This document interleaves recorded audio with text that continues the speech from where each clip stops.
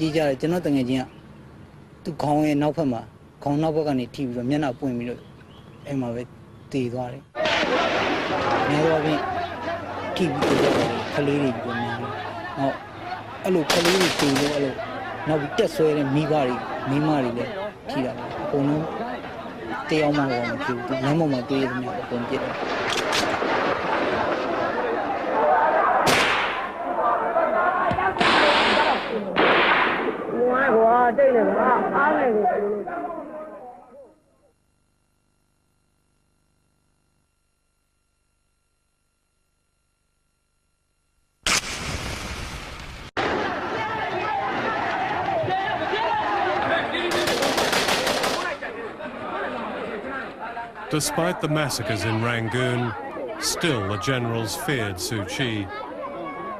Even sections of the army and police who had not been involved in the killings supported Suu Kyi. The National League for Democracy won an overwhelming victory, gaining 82% of the parliamentary seats. The generals were stunned and refused to hand over power. But the people's desire for freedom could not be smothered. The atrocities of 1988 remained a rallying cry. Troops have been shooting people all day, but twice today troops came to the hospital demanding that they be given the bodies of the dead and also the wounded. And the nurses and the doctors refused, saying that the patients needed more treatment. The troops opened fire, killing at least 4 doctors and 8 nurses. This is amateur videotape of Rangoon Hospital. Having banned foreign television, the regime ordered anyone with a camera to be shot on sight. In defiance of this, there was some courageous reporting.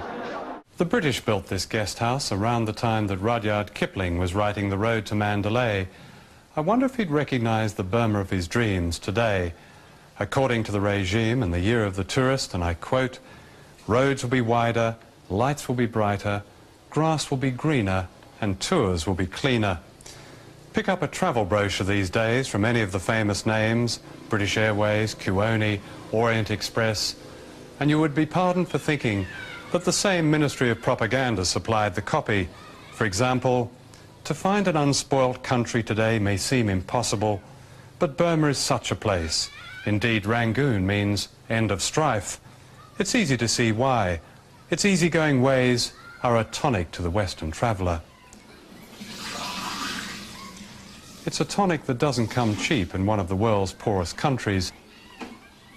A cruise up the Irrawaddy to Mandalay will cost you more than £2,000 for just 11 days.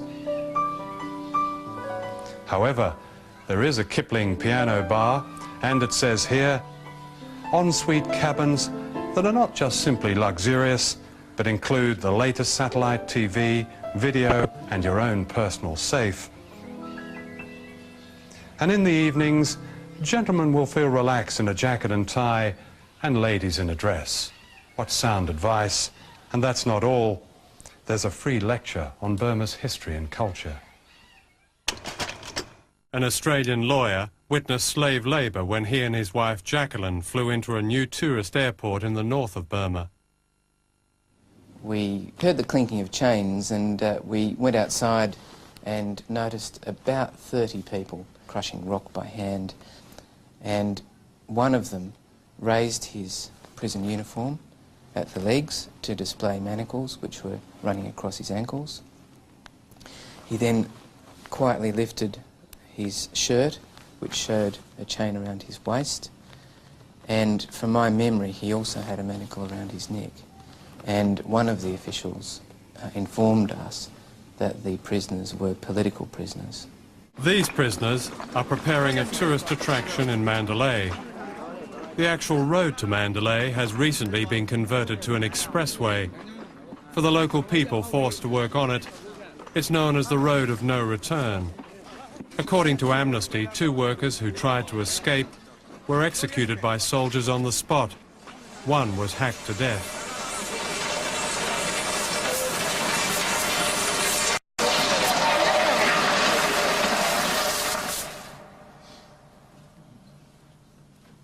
Mr. Sherwood, last year your company signed a deal for $35 million with the Burmese regime. What does that involve? Well, it's basically an investment in ships and shore facilities for the development of river tourism in Burma.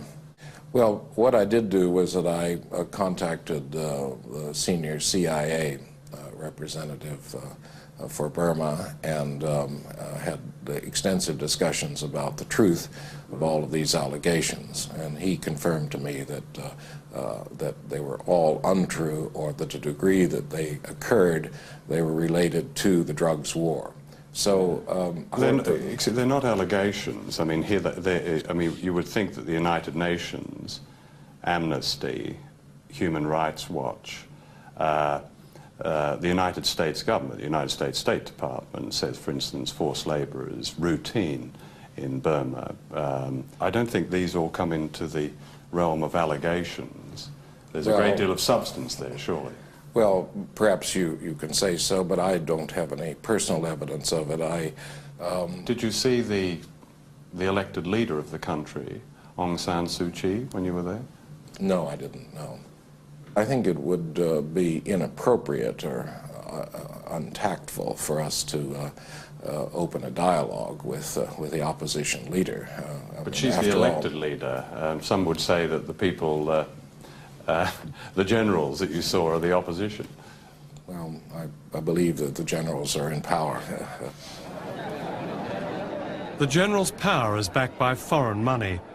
One estimate is that since it crushed democracy in 1990, the Burmese regime has drawn 65% of its financial support from oil companies.